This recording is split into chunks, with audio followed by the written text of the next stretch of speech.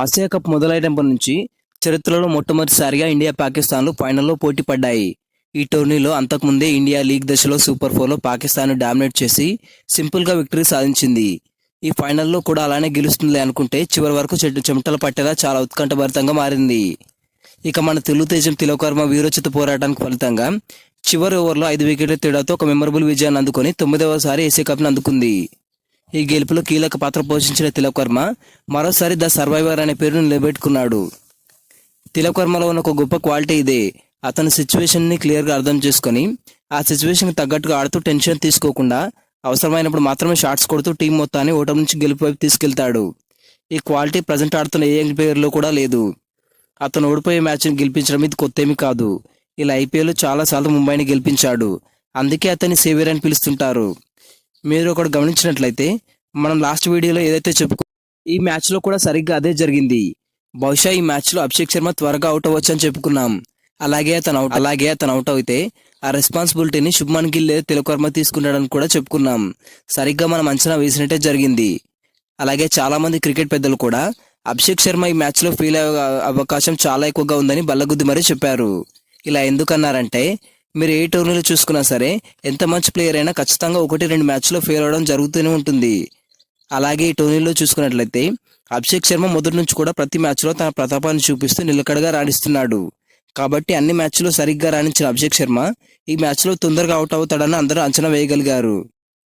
పైగా అభిషేక్ శర్మ కొట్టే బౌండరీలు, సిక్సర్లు చాలా ప్రమాదకరంగా ఉంటాయి. అంటే అతను ఎంచుకునే షాట్స్ వల్ల అతను తొందరగా అవుట్ అవ్వచ్చు లేదా స్పీడ్గా సెంచరీ కూడా చేయొచ్చు. ఏది ఏమైనా ఇండియాకు ఓటమి తప్పదనుకున్న తీవ్ర పరిస్థితులలో తిలక్ వర్మ తన అసాధారణ బ్యాటింగ్తో విజయ తిలకమైతే దిద్దాడు. పవర్ ప్లే నుంచి చివరి వరకు నాట్అవుట్గా నిలిచి 53 బంతుల్లో 3 బౌండరీలను 4 సిక్సర్తో అజేయమైన హాఫ్ సెంచరీతో ఇండియాని గెలిపించి చూపించాడు. వచ్చిన బ్యాటర్స్ అందరూ వచ్చినట్టే ఫీల్డింగ్కి వెళ్ళిపోతుంటే ఇతను ఒక్కడు మాత్రమే అందరితో మంచిగా పార్ట్నర్షిప్స్తో టీంకి అవసరమైన స్కోర్ అంతా తెచ్చిపెట్టాడు. ఇలా మన తెలుగువాడు ఒక టోటల్ టీమిండియాని గెలిపించడం అనేది మనకు చాలా గర్వకారణం. ఈ గెలుపుతో అందరి నోటి వెంట తిలక్ వర్మ పేరు మారుమోగిపోతుంది. అది ఎంతలా అంటే స్వయంగా మన దేశ ప్రధాని మెచ్చుకునేంతలా ట్రెండ్ అవుతున్నాడు. ఆయనే స్వయంగా తన సోషల్ మీడియా అకౌంట్లో రాసుకొచ్చాడు. అదేంటంటే అప్పుడు ఆపరేషన్ సింధూర్, ఇప్పుడు ఆపరేషన్ తిలక్ అని అర్థం వచ్చేలా క్రీడా మైదానంలో కూడా ఆపరేషన్ సింధూర్, ఫలితం మాత్రం మారలేదు. మరోసారి భారత్దే గెలుపు అని నరేంద్ర మోడీ గారు తన ట్వీట్లో అయితే రాసుకొచ్చారు. నిజంగా తిలక్ వర్మ అవుట్ అయి ఉంటే ఆ సిచ్యువేషన్ అంతా మారిపోయేది. ఇండియాకి ప్రెస్టేజ్గా ఫీల్ అయ్యే ఈ మ్యాచ్లో భారత్ ఓటమిని చెవి చూడాల్సి వచ్చేది. అప్పుడు ఆ పాకిస్తాన్ల వెకిలి చేష్టలకు అద్దు అదుపు ఉండేవి కాదు. వాళ్ళు మరింతగా రెచ్చిపోయి పిచ్చి పట్టిన కుక్కల్లా ప్రవర్తించేవాళ్ళు. కానీ మన వాళ్ళ గెలుపుతో వాళ్ళకి దిమ్మ తిరిగి బొమ్మ కనిపించింది. దిక్కుతోచిన వరద బాధితుల్లా గ్రౌండ్లో అలా కూర్చొని ఏం చేయాలో తెలియక సైలెంట్గా చూస్తూ ఈ దెబ్బతో బాగా ఎక్స్ట్రాల్ చేసి హరీష్ రావు గాడికి కూడా పెద్ద రాడ దింపేశారు. అంతకుముందు జరిగిన సూపర్ 4లో అభిషేక్ శర్మ కొట్టే పరుగుల వరదను చూసి ఓర్వలేక కావాలని ఆ రోజు అభిషేక్ శర్మతో గొడవ పెట్టుకున్నాడు. దానికి రివెంజ్గా ఈ మ్యాచ్లో అతనికి బుద్ధి చెప్తాడని అనుకుంటే కానీ దురదృష్టవశాత్తు అభిషేక్ శర్మ అవుట్ అయిపోయాడు. దీంతో ఆ రివెంజ్ని తిలక్ వర్మ ఇంకా శివన్ దుబేల్ కలిసి తీర్చుకున్నారు. కేవలం ఆ హరీష్ రావ్ గాడ్ బౌలింగ్లోనే పిచ్చకొట్టుడు కొట్టేశారు. టోటల్గా టీమిండియాకు అతని బౌలింగ్లోనే ఎక్కువ స్కోర్ లభించింది. ఆఖరికి వాళ్ళ కోచ్ ఆరిఫ్ రఫ్పై ఫైర్ అయ్యేలా కూడా చేశారు. ఆఖరికి అతని బౌలింగ్లోనే ఇండియా విజయాన్ని కూడా అందుకుంది. ఇది మాత్రం హరీష్ రావ్కి పెద్ద బొక్కే. దీంతో వాళ్ళ సొంత దేశం వాళ్ళే అతన్ని స్వయంగా వాళ్ళ మాజీ ఫాస్ట్ బౌలర్ అయిన షోయబ్ అఖ్తర్ కూడా పాకిస్తాన్ టీంని బండబూతులు తిడుతున్నాడు. అతను మాట్లాడుతూ దురదృష్టవశాత్తు ఇది మా జట్టు సమస్య కాదు, మిడిల్ ఆర్డర్లో సరైన ఆటగాళ్ళని ఎంపిక చేయని మేనేజ్మెంట్ది తప్పు. ఒక రకంగా చెప్పాలంటే ఇది పనికిరాని కోచ్ తప్పు. ఇలాంటి పదాలు వాడినందుకు నన్ను క్షమించండి, కానీ ఇది 100% అర్థం లేని కోచింగ్ అంటూ తన అభిప్రాయాలు నిర్భయంగా చెప్పే షోయబ్ అఖ్తర్ కూడా ఓటమి తర్వాత సరిగ్గా మాట్లాడలేక తడబడిపోయాడు. ఈ మ్యాచ్లో ఇండియా గెలిచి ట్రోఫీని అందుకునే విషయంలో కూడా ఆ పాకిస్తానీల వల్ల చాలా పెద్ద ఇష్యూ అయింది. అదేంటంటే పాకిస్తాన్ క్రికెట్ బోర్డు చీఫ్ అయిన మోసిన్ నఖ్వీ ట్రోఫీని తీసుకుని హోటల్కి పారిపోయాడు. అసలు మ్యాటర్ ఏంటంటే ఆసియా క్రికెట్ కౌన్సిల్కి అధ్యక్షుడిగా ఈ పాకిస్తాన్కి చెందిన మోసిన్ నఖ్వీనే ఉన్నాడు. అయితే అందులో గెలిచిన టీంకి అతనే ట్రోఫీ అందించాలి. అయితే అతని చేతుల మీదుగా ట్రోఫీని తీసుకోవడం ఇండియాకి ఇష్టం లేదు.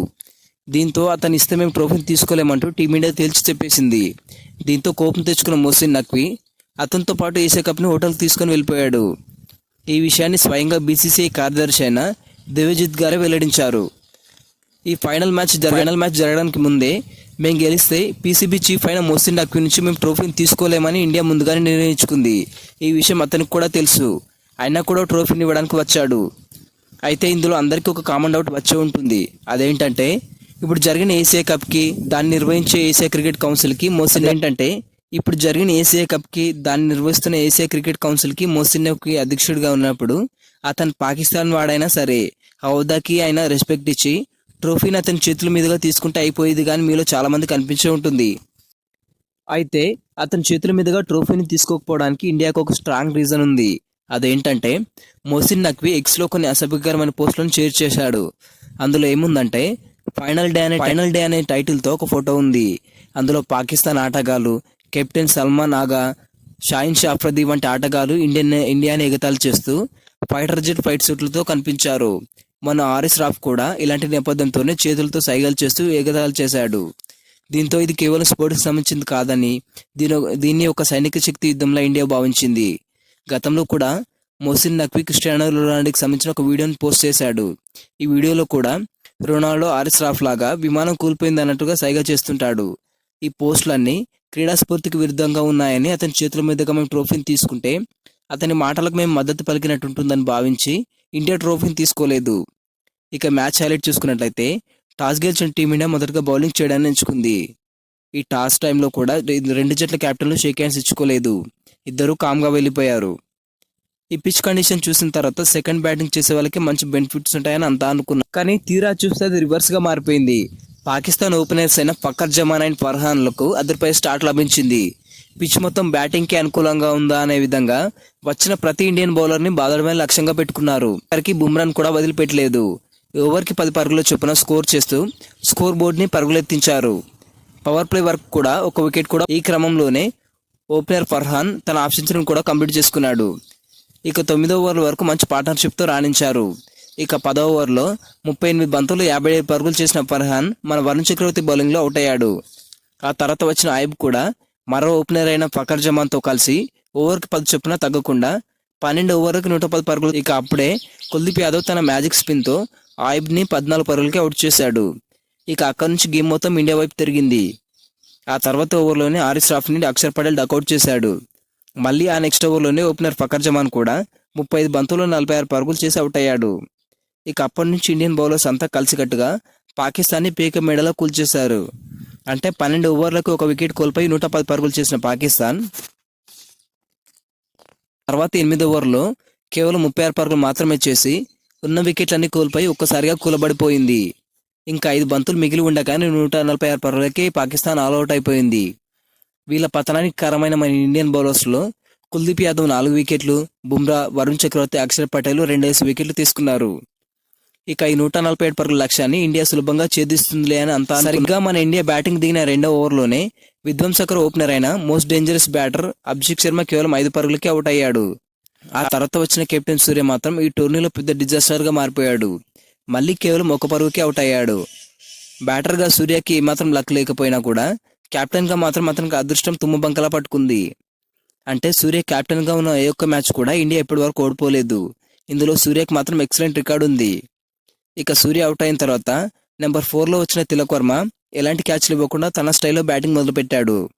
ఇక సూర్య అవుట్ అయిన తర్వాత ఓవర్లోనే గిల్ కూడంతో ఇండియాకి ఒక్కసారిగా ఓటమి భయం పట్టుకుంది. ఎందుకంటే కేవలం 4 ఓవర్లలోపు ఇండియా 20 పరుగులు మాత్రమే చేసి 3 కీలక వికెట్లు కోల్పోయింది. ఆ తర్వాత సంజు శాంసన్, తిలక్ వర్మలు సింగిల్స్ టూడీలు తీసుకుంటూ మెల్లిమెల్లిగా స్కోర్ని పెంచే ప్రయత్నం చేశారు. పిచ్ బ్యాటర్స్కి అనుకూలంగా లేకపోవడంతో బౌండరీ లేక స్కోర్ నత్తనడకలా మెల్లగా సాగింది. ఇక సంజు వీల్ చేసుకొని ఒక సిక్సర్, 2 కీలకమైన బౌండరీలు చేసి 24 పరుగులకి అబ్రార్ బౌలింగ్లో అవుట్ అయ్యాడు. అప్పటికి ఇండియా స్కోర్ కేవలం 77 మాత్రమే. ఇక మిగిలింది 8వ ఓవర్ మాత్రమే. ఇక అప్పుడే రంగంలోకి శివం దుబే దిగడంతో స్పిన్నర్స్ని అటాక్ చేయడానికి తిలక్ వర్మకు ఒక మంచి సపోర్ట్ దొరికింది. వీళ్ళ పార్ట్నర్షిప్లో 15 ఓవర్లో ఇండియా 100 పరుగుల మార్కును అందుకుంది. ఈ క్రమంలో తిలక్ వర్మ వీలు దొరికినప్పుడల్లా సిక్సర్లు, బౌండరీలు కొడుతూ తన హాఫ్ సెంచరీని కూడా కంప్లీట్ చేసుకున్నాడు. కానీ తన టీం కష్టాల్లో ఉందని ఆ హాఫ్ సెంచరీని సెలబ్రేట్ కూడా చేసుకోలేదు. తిలక్ వర్మకు తోడుగా వీలు దొరికినప్పుడల్లా దుబే కూడా మంచి బౌండరీలు బాధేశాడు. ముఖ్యంగా ఇద్దరు కూడా ఆరిస్ రాఫ్ బౌలింగ్ని టార్గెట్ చేస్తూ అతను ప్రతి ఓవర్లో చాలా రన్స్ స్కోర్ చేశారు. ఇక గెలుపు ఓటములకు ఎక్కువ బంతులు లేకపోవడంతో 18వ ఓవర్ 5వ బంతిని శివం దుబే భారీ సిక్సర్ గా మార్చేశాడు. దాంతో ఇండియా 7 బంతుల్లోనే 11 పరుగులు చేయాల్సి వచ్చింది. ఇక ఆ చివరి బంతిని కూడా దుబే భారీ సిక్సర్ గా మలిచే క్రమంలో బౌండరీ దగ్గర చాలా క్లోజ్ గా అవుట్ అయ్యాడు. ఇక చివరి ఓవర్లో టీం గెలుపు అనేది తిలక్ వర్మ ఇంకా రింకు సింగ్లపై ఆధారపడింది. ఇక చివరి ఓవర్ మొదటి బంతిని తిలక్ వర్మ డబుల్ గా మార్చి రెండవ బంతిని భారీ సిక్సర్ గా మార్చేశాడు. ఈ సిక్సర్ ను చూసి గౌతమ్ గంభీర్ కూడా రియాక్ట్ అయి గట్టిగా బల్లగుద్ది మరీ సెలబ్రేట్ చేసుకున్నాడు. ఆ తర్వాత బంతిని సింగిల్ తీసి రింకు సింగ్ స్ట్రైక్ ఇచ్చాడు. ఈ టోర్నీలో తన ఆడిన మొదటి బంతిని రింకు సింగ్ బౌండరీగా మార్చడంతో 2 బంతులు మిగిలి ఉండగానే టీమిండియా తన విజయాన్ని అందుకుంది. ఇక తన హాఫ్ సెంచరీతో మిస్ అయిన సెలబ్రేషన్ ని తిలక్ వర్మ మ్యాచ్ గెలిపించి మరీ సెలబ్రేట్ చేసుకున్నాడు. ఫైనల్ మ్యాచ్ అంటే ఇంత థ్రిల్లింగ్ గా ఉండాలి అనే విధంగా ఈ మ్యాచ్ చివరి వరకు అందరినీ చాలా టెన్షన్ పెట్టింది. ఈ గెలుపుతో ఆసియాలో 9వసారి ఛాంపియన్స్ గా టీమిండియా నిలిచింది.